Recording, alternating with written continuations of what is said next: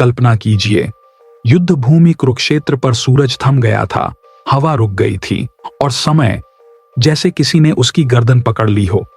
उस क्षण जब अर्जुन का ब्रह्मास्त्र हवा में था, ब्रह्मांड अपनी सांस रोक चुका था। महाभारत एक ऐसा ग्रंथ जिसे इतिहास कहना भी कम है। यह केवल युद्ध की कहानी नहीं, बल्कि समय के ताने बाने की दरारों में झांकने वाली कथा है।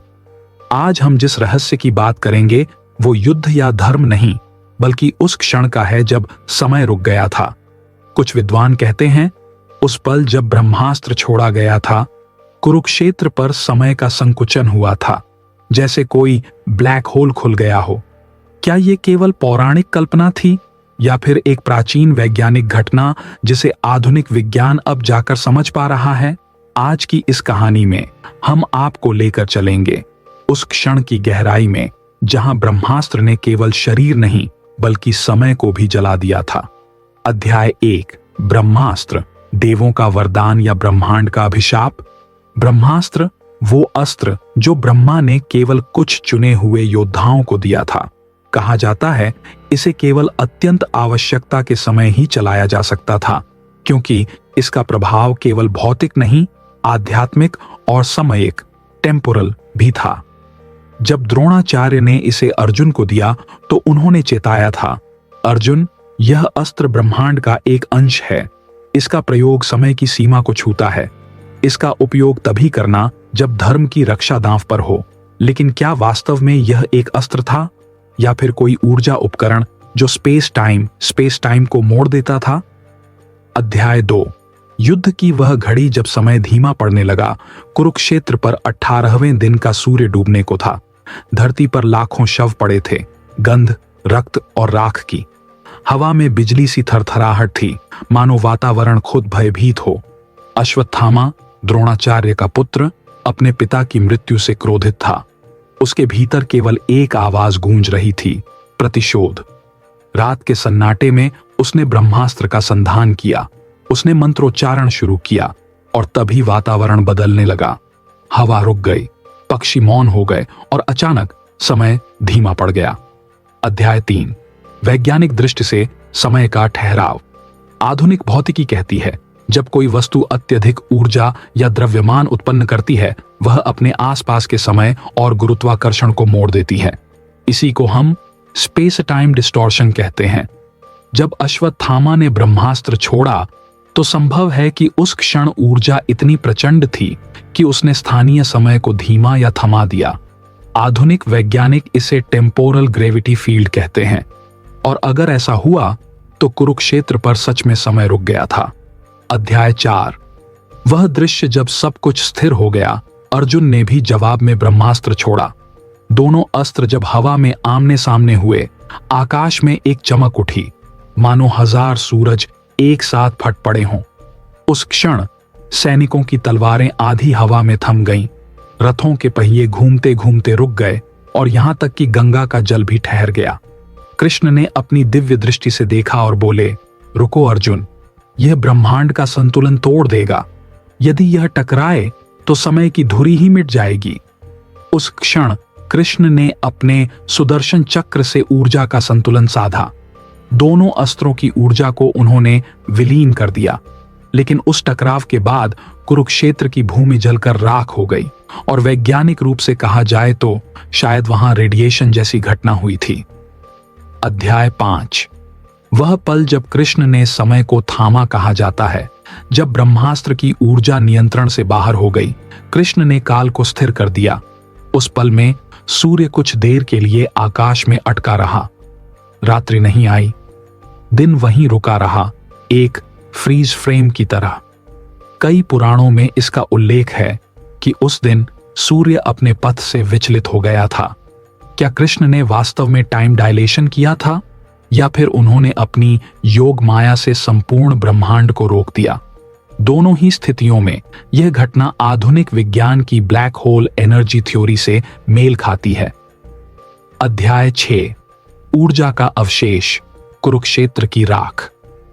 हजारों साल बाद भी कुरुक्षेत्र की मिट्टी में रेडियो एक्टिव तत्वों के निशान पाए गए हैं। कुछ वैज्ञानिकों का दावा है वहां की भूमि पर ग्लास लाइक फ्यूज्ड रेत है जो केवल अत्यधिक तापमान पर बनती है, जैसे परमाणु विस्फोट के बाद होती है। क्या यह वही जगह थी जहां ब्रह्मास्त्र फटा था? इतिहास मौन है, परंतु भूमि की राख अब भी वह कहानी फुसफुसाती है, जैसे किसी समय विस्फोट की गूंज अब भी धरती के नीचे जिंदा हो। अध्याय 7, ब्रह्मास्त्र का रहस्य, समय का शस्त्र। ब्रह्मास्त्र को देव अस्त्र कहा गया, पर शास्त्रों में उसके प्रभाव का वर्णन कुछ और कहता है। जब ब्रह्मास्त्र छोड़ा जाता है तो वह 1000 वर्षों तक धरा को बांझ कर देता है और आकाश में धूल की परत छा जाती है। क्या यह न्यूक्लियर फॉलआउट का वर्णन नहीं लगता? क्या प्राचीन आर्षे क्वांटम ऊर्जा और स्पेस टाइम की भाषा समझते थे, पर वे उसे काव्य रूप में लिख गए? शायद महाभारत के अर्श समय को केवल एक धारा नहीं, बल्कि एक जीवंत सत्ता मानते थे, जिसे थामा जा सकता है, तोड़ा जा सकता है। अध्याय 8, जब कृष्ण बोले, समय को मत छेड़ो। जब दोनों ब्रह्मास्त्र भिड़ने वाले थे, कृष्ण ने अर्जुन से कहा था, अर्जुन, समय स्वयं मैं हूं, मुझे छेड़ना विनाश को आमंत्रण देना है। यह संवाद केवल धार्मिक नहीं, कॉस्मिक चेतावनी थी। कृष्ण जानते थे ब्रह्मास्त्र का टकराव ब्रह्मांड में एक ब्लैक होल उत्पन्न कर सकता है, और यही कारण था कि उन्होंने अर्जुन को रोक लिया, क्योंकि यदि वह टकराता तो शायद महाभारत केवल पृथ्वी का युद्ध नहीं, बल्कि ब्रह्मांड का विनाश बन जाता। अध्याय 9, समय का घाव। कुरुक्षेत्र की भूमि आज भी उन घटनाओं की साक्षी है। कहा जाता है कुछ जगहों पर घड़ी के कांटे नहीं चलते, कभी कभी कंपास दिशा खो देता है। ग्रामीण कहते हैं वहां हवा भारी लगती है। क्या यह केवल अंधविश्वास है, या फिर वहां समय अब भी धीमा बहता है क्योंकि कभी किसी ने उसे रोका था? अध्याय 10, कृष्ण की चेतावनी और समय का रहस्य। कृष्ण ने युद्ध के अंत में कहा था, मनुष्य यदि समय को जीतना चाहेगा तो समय उसे भस्म कर देगा। शायद इसलिए आज तक कोई ब्रह्मास्त्र नहीं बना सका, क्योंकि यह केवल एक हथियार नहीं था, यह समय का नियंत्रण तंत्र था।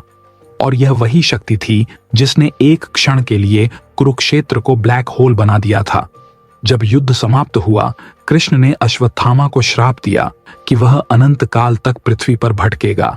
वह समय का दास बन गया, जिसे मृत्यु भी नहीं मिलेगी और मुक्ति भी नहीं। कहा जाता है वह आज भी जीवित है, समय के किनारे पर भटकता हुआ, जहां कुरुक्षेत्र का समय अब भी पूरी तरह बहाल नहीं हुआ। पर असली सवाल यह है, क्या ब्रह्मास्त्र ने वास्तव में एक ब्लैक होल खोला था? क्या वह समय का द्वार था? इसका उत्तर हम अगले भाग में जानेंगे। जब अश्वत्थामा ने ब्रह्मास्त्र छोड़ा तो कुरुक्षेत्र पर समय ठहर गया था। कृष्ण ने उस विनाश को रोकने के लिए स्वयं समय को थामा, पर क्या वह ऊर्जा सचमुच समाप्त हुई थी, या वह अब भी इस ब्रह्मांड में कहीं गूंज रही है? अध्याय 11, समय की दरारें। युद्ध के समाप्त होने के बाद कुरुक्षेत्र की भूमि शांति में डूबी थी, पर यह शांति मृत थी। चारों ओर राख, टूटी रथों की धातु और झुलसे पेड़। अर्जुन ने क्षितिज की ओर देखा। सूरज फिर से चल पड़ा था, पर उसकी गति असामान्य थी, जैसे कोई रीसेट हुआ हो। कृष्ण ने कहा, अर्जुन, यह युद्ध केवल देह का नहीं था, समय स्वयं घायल हुआ है, इसकी मरम्मत में युग लगेंगे। वह शब्द केवल एक भविष्यवाणी नहीं थे, बल्कि कॉस्मिक वास्तविकता की घोषणा थी कि ब्रह्मास्त्र ने समय की परतें फाड़ दी थीं। अध्याय 12, अश्वत्थामा का श्राप। समय के चक्र में कैद कृष्ण अश्वत्थामा के पास गए। उसका चेहरा राख से ढका था, आंखों में पागलपन। उसने कहा, मैंने अपने पिता का प्रतिशोध लिया, प्रभु, अब मुझे शांति दीजिए। कृष्ण मुस्कुराए, पर वह मुस्कान दया और भय दोनों से भरी थी। तूने ब्रह्मास्त्र चलाकर समय की धारा को तोड़ दिया है, अब तू स्वयं समय का दास बनेगा। उन्होंने अपना श्राप दिया कि अश्वत्थामा हजारों वर्षों तक अमर रहेगा, उसके घाव कभी नहीं भरेंगे और वह हर युग में समय के किनारे पर भटकेगा। वह क्षण मानो किसी ने उसे ब्रह्मांड से मिटा दिया हो। उसका शरीर लुप्त नहीं हुआ, बल्कि वह समय की दरार में फंस गया। अध्याय 13, कृष्ण की व्याख्या, समय का विज्ञान। अर्जुन ने पूछा, प्रभु, समय कैसे घायल हो सकता है? कृष्ण बोले, अर्जुन, समय केवल बहने वाली धारा नहीं है, यह चेतना की गति है। जब कोई चेतना ब्रह्मांडीय शक्ति से टकराती है तो समय अपनी दिशा खो देता है। आधुनिक शब्दों में कृष्ण टेम्पोरल वेव्स की बात कर रहे थे, समय की तरंगें जिन्हें ऊर्जा विकृति, एनर्जी डिस्टॉर्शन प्रभावित कर सकती है। जब ब्रह्मास्त्र फटा तो एक प्रकार की टाइम ग्रेविटी वॉर्प बन गई थी, जहां सेकंड और घंटे का अर्थ समाप्त हो गया। कुछ विद्वानों का मानना है कृष्ण ने उस समय एक क्वांटम लॉक बनाया था, जिससे पूरा ब्रह्मांड रीसिंक्रोनाइज हुआ। अध्याय 14, ब्रह्मांड का पुनर्संतुलन। कृष्ण ने अर्जुन और व्यास जी को बुलाया। उन्होंने कहा, अब ब्रह्मांड का संतुलन पुनः स्थापित करना होगा, क्योंकि अगर समय असंतुलित रहा तो अगला युग समय से पहले जन्म लेगा। व्यास जी ने अपनी दिव्य दृष्टि से समय की गंगा देखी, एक चमकती ऊर्जा धारा जो ब्रह्मांड में बह रही थी, जिसके कुछ हिस्से कुरुक्षेत्र के ऊपर मुड़ चुके थे। उन्होंने तपस्या आरंभ की। कृष्ण ने अपने योग बल से उस ऊर्जा को ब्रह्मांड की धुरी कॉस्मिक एक्सिस में विलीन कर दिया।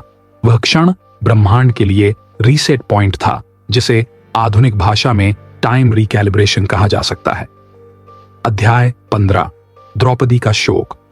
समय ने सब छीन लिया। द्रौपदी रणभूमि पर आईं। उनकी आंखों में न आंसू थे न शब्द। उन्होंने कृष्ण से पूछा, प्रभु, क्या समय इतना निर्दयी है कि धर्म के लिए भी यह रक्त मांगता है?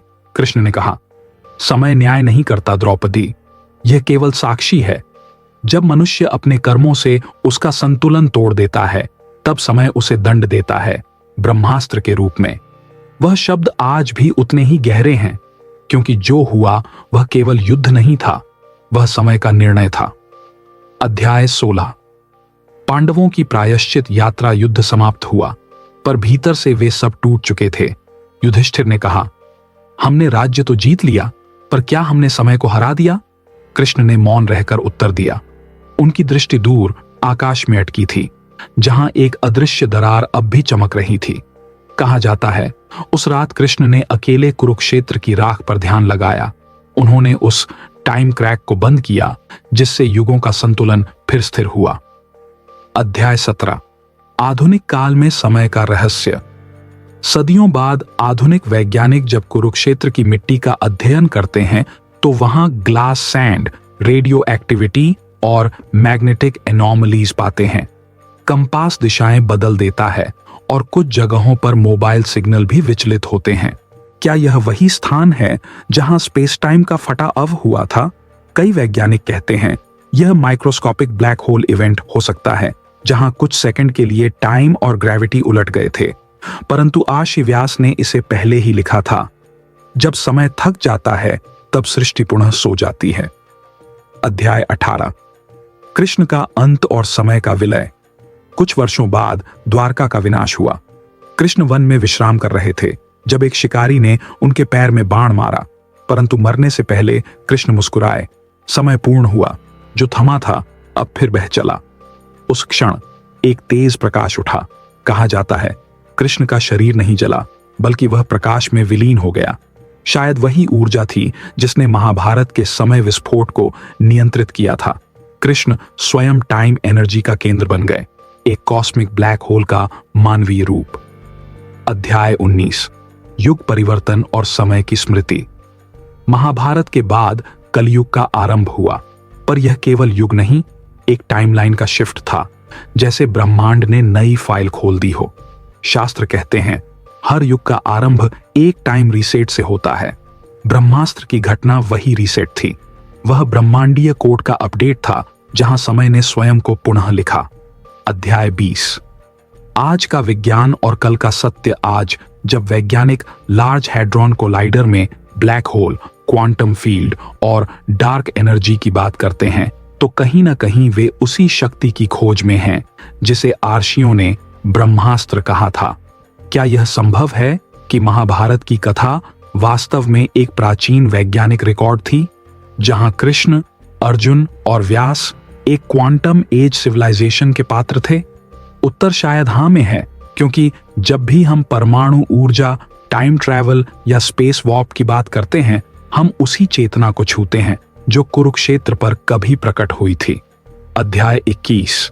समय के प्रहरी कहते हैं, आज भी कुछ स्थानों पर अश्वत्थामा जैसे व्यक्ति देखे जाते हैं, वृद्ध पर अमर, घाव से रक्त टपकता हुआ पर चेहरा शांत। कुछ कहते हैं वह समय का प्रहरी है। कृष्ण का श्राप उसे टाइम गार्डियन बना गया। वह समय के प्रवाह को देखता है ताकि कोई फिर से ब्रह्मास्त्र न चलाए। अध्याय 22। दार्शनिक निष्कर्ष। समय ही ब्रह्म है। कृष्ण के शब्द आज भी गूंजते हैं, कालोस्मि लोकक्षयकृत प्रवृद्धः। मैं समय हूं जो लोगों का संहार करता है। यह केवल गीता का श्लोक नहीं, यह ब्रह्मांडीय चेतना का सूत्र है। कृष्ण ने सिखाया कि जब मनुष्य विज्ञान को अहंकार बना लेता है तो समय उसे उसके मूल में लौटा देता है। यही महाभारत का ब्लैक होल है, समय का आत्मसंतुलन। अध्याय 23। रहस्य। अब भी जीवित है। रात के सन्नाटे में अगर आप कुरुक्षेत्र की भूमि पर खड़े हों तो कभी कभी हवा में एक हल्की कंपन महसूस होती है, जैसे कोई विशाल ऊर्जा अब भी सोई हो। कुछ कहते हैं वह समय का अवशेष है जो कृष्ण ने कभी रोक दिया था, और शायद वह दिन आएगा जब विज्ञान उस दरार को फिर से खोज लेगा। तब हमें समझ में आएगा कि महाभारत केवल अतीत नहीं बल्कि भविष्य का दस्तावेज था। दोस्तों, अगर आपको लगा कि यह सिर्फ एक पौराणिक कथा थी तो सोचिए, क्या हो अगर यह एक वैज्ञानिक घटना थी जिसे आर्षियों ने कविता में लिखा। अगर आप भी मानते हैं कि महाभारत सिर्फ युद्ध नहीं बल्कि ब्रह्मांड का रहस्य था तो इस वीडियो को लाइक कीजिए, कमेंट में लिखिए समय ही ब्रह्म है और अपने दोस्तों के साथ जरूर शेयर कीजिए। अगले एपिसोड में हम बात करेंगे श्री कृष्ण का सुदर्शन चक्र। क्या वह एक क्वांटम डिस्क था जहां विज्ञान और अध्यात्म फिर आमने सामने होंगे?